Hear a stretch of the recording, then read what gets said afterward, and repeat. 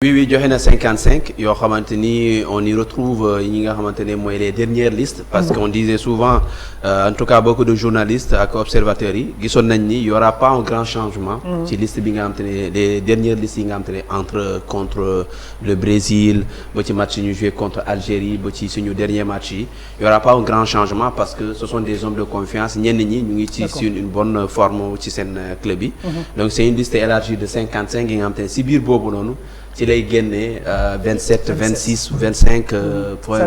Ça dépend de lui lan lay soxla pour jël listam. On annonce la liste sera publiée le 29. Vendredi 29 décembre. Le 30 regroupement bi démarré. Peut-être coow li am mooy ci 55 boobu noonu y a pas un seul joueur local. C'est le cas également de la Guinée-Bissau mi nga xamante ne amul benn joueur boobu daañu ci ñëw sax ci suñu rubrique en tout cas bi gën a yaatu pour la Guinée-Bissau président Abdoulaye Thiam 55 joueurs présélectionnés vendredi 29 décembre prochain la ñuy xaar la liste des 20 moo xam 23 24 25 26 ba 27 joueurs bu Aliou Cissé yow ban gis-gis nga ci am déjà le fait que déjà y a pas de joueur local.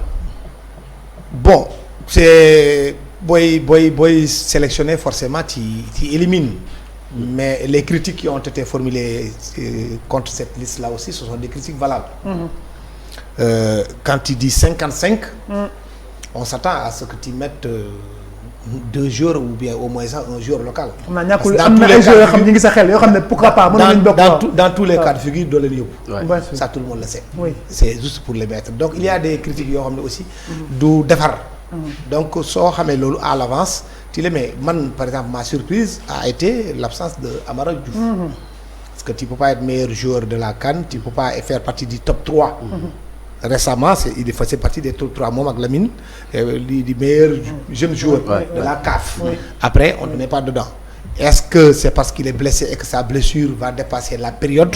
Est-ce que Aliou Cissé am na ces informations boobu tant qu'il ne s'est pas expliqué c'est très difficile de le dire. d'ici vendredi di ngeen ci am réponse. donc xam nga yooyu yëpp c'est des trucs mais dans tous les cas de figure boo ko defee aussi boo ko dugalee aussi tout en sachant que tu vas l'enlever ça ne change rien du tout. Parce qu'aujourd'hui tous les journalistes sportifs sénégalais xam nañu au moins les 23 joueurs yi Aliou Cissé di d'accord parce que nit ki booy nekk ak moom depuis 2017 depuis 2015 mu ngi fi nga xam nu muy liggéey wax dëgg yàlla à moins que tu veuilles chercher des poux rek xam nga ne kii nii lay def du mës a def lii xam fu mu jëm donc mais soo defee 55 moom tu as tellement embrassé large que il y a des joueurs ñun ñi même en tant que journaliste on peut même perdre leur nom donc tu peux y mettre de trucs pour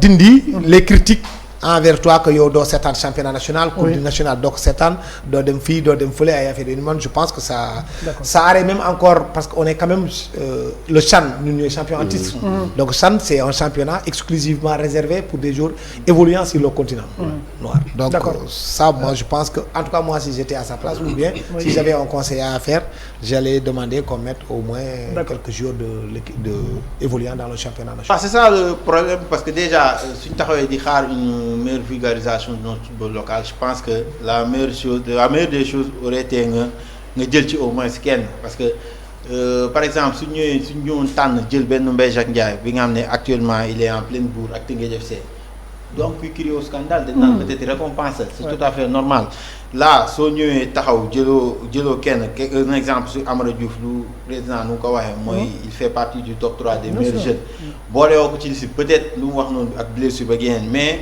man soo boole ci liste bi yàqal la dara même soo ko jëlul le fait que question dëgg ko am Amara Diouf seen mbokk journaliste yi sur le continent ñëpp xam nañ leen c'est-à-dire tey bu ñu ko jëloon tey un journaliste congolais il va dire bah on le connaît Amara Diouf mais voilà c'est parce que déjà c'est un mauvais signal déjà en plus loolu peut-être ku yàgg observer nu Aliou Cissé di liggéey doone surprise la parce que on prend l'exemple d'Ismaïla Sarr dafa toj la CAN U23 en 2015 mu commencé di coow Ismaïla Sarr boobu muy am 18 ans Ismaïla Sarr jëluñu ko ba mu nekkee Général Foot ba mu demee Metz regroupement bi si sopp dañ ko woo direct dañ ko woo après là tu sens que c'est comme si léegi mooy tuggil moo woo la alors que loolu je pense pas que c'est un bon signal surtout moment bi ñu toll nii ñu taxaw di xaar suñu club yi di rayonner dans le football africain ci compétition interclub te gis nañ ñu tax ñun lu ñu rayonner mooy suñu joueurs yi lu ñuy dem te là soo ñëwee jour bi nga koy jox signal soo demul du ma la woo. Voilà. doo encouragé muy toog fii gën a doole suñu club. d'accord c'est que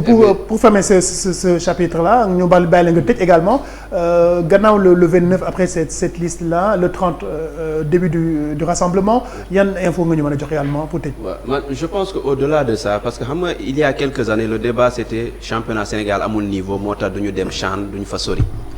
On a gagné le CHAN, ce discours-là, maintenant on te dit les joueurs n'ont pas le niveau parce que le championnat a le niveau. Moi je dis souvent, je défends souvent sur les réseaux sociaux, le niveau du championnat ne détermine pas le niveau du joueur. C'est comme si tu me dis que Benzema n'a pas de niveau parce qu'il évolue en Arabie Saoudite, que Messi n'a pas de niveau parce qu'il évolue aux États-Unis. C'est pas la même chose. Cette liste-là, président Thiam l'a dit, on sait tous ñan ñooy dem, presque en tout cas, ñii dem.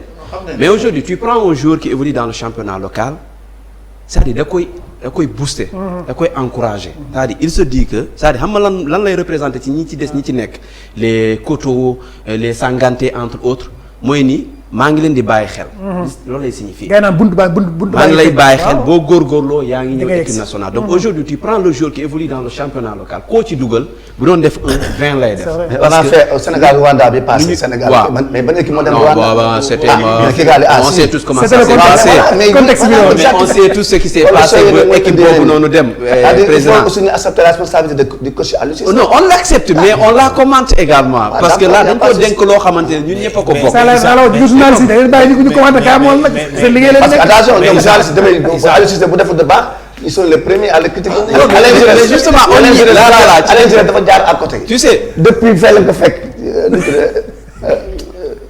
Guinée équatoriale. waaw fa lañ ko fekk avant mu egsi fii. mais xam nga man c'est quoi ma philosophie Issa Laye le coach il est payé pour faire des choix. il le fait bien. Mais quand il n'y a pas une cohérence entre ses choix et ce qu'on voit, on a le droit de commenter. Et ce coach-là qui fait des choix, il est payé ci ñun ñëpp lu ñu bokk. Donc ñun su fekkee ne mënatuñu commenter li Aliou Cissé def rek ñu arrêté suñu plateau parce que ñun tamit loolu lañ fi nekkee boo defee ñu commenter. Ce que je dis mooy ne aujourd'hui les joueurs se sont rendus compte que ñi nekk championnat local xam nga on dit souvent que lu tax joueur dem étranger Europe affaire c'est parce que côté financier économique affaire yooyu noonu. Il y a pas que ça hein. te les joueurs se sont rendus compte que fekk voyagé woo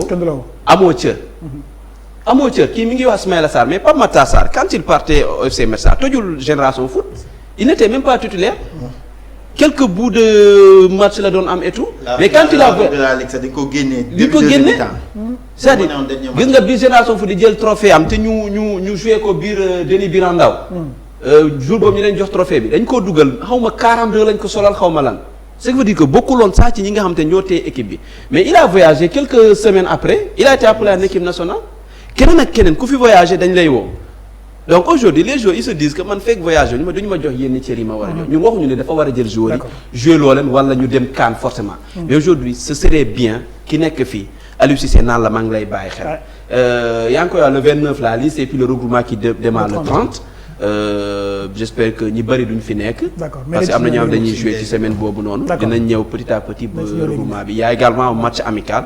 qui est prévu avant le départ de l'équipe. Le 6 ou le 7. Le 6 ou le 7. Contre l'équipe le Niger, quitte le Sénégal le 9. Donc on va jouer contre le Niger fii ci Diamniadio.